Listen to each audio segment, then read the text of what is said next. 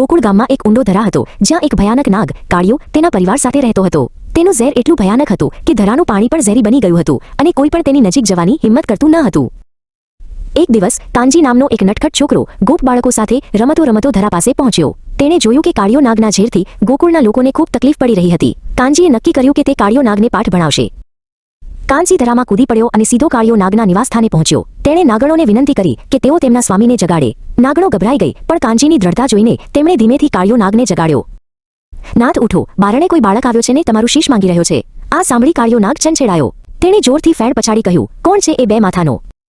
કાનજીએ કહ્યું, ઊઠ કાળિયો નાગ, જો હું આવ્યો છું, તને ચેતવવા આવ્યો છું. તું અહીં આ ધરામાં રહી લોકોને હેરાન કરે છે. મારી તને આદેશ છે કે તું સહકુટુંબ આ જગ્યા છોડી બીજે ચાલ્યો જા. આવું સાંભળી કાળિયો નાગ ખૂબ ગુસ્સે થઈ ગયો. આજ દિન સુધી કોઈએ તેને આવો પડકાર ફેંક્યો ન હતો. તે એકદમ કાનજી તરફ ઘસી ગયો, પરંતુ કાનજી એમ કંઈ પકડાય તેવો ક્યાં હતો. તે દૂર ખસી ગયો ને પછી તો કાનજી અને કાળિયો નાગ વચ્ચે ઘમસાણ યુદ્ધ જામ્યું. નાગની એક પણ યુક્તિ ફાવી નહીં. કાનજી ઘડીમાં આતરડીમાં બીજી તરફ ઝડપથી ખસી જતો હતો.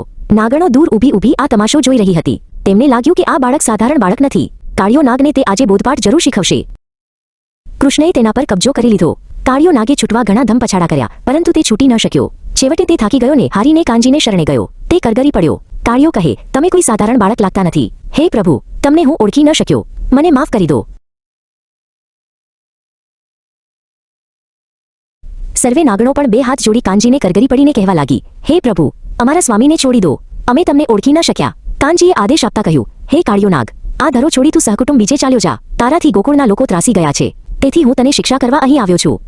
કાળિયો નાગ તરત જ સહકુટુંબ બીજે જવા નીકળ્યો ને પછી કાનજી પણ ઊંડા ધરામાંથી બહાર આવ્યા. કાનજીને બહાર આવેલા જોઈ સૌએ જોરથી એની જય બોલાવી. સૌના જીવમાં જીવ આવ્યો. જશોદા માતા કાનજી સામે દોડી ગયા ને તેને ખોળામાં લઈ વહાલ કરવા લાગ્યા. નંદરાજા પણ કાનજીના માથે હાથ ફેરવવા લાગ્યા. બંધ થઈ ગયો. જય કનૈયા લાલ કી હાથી ઘોડા પાલખી.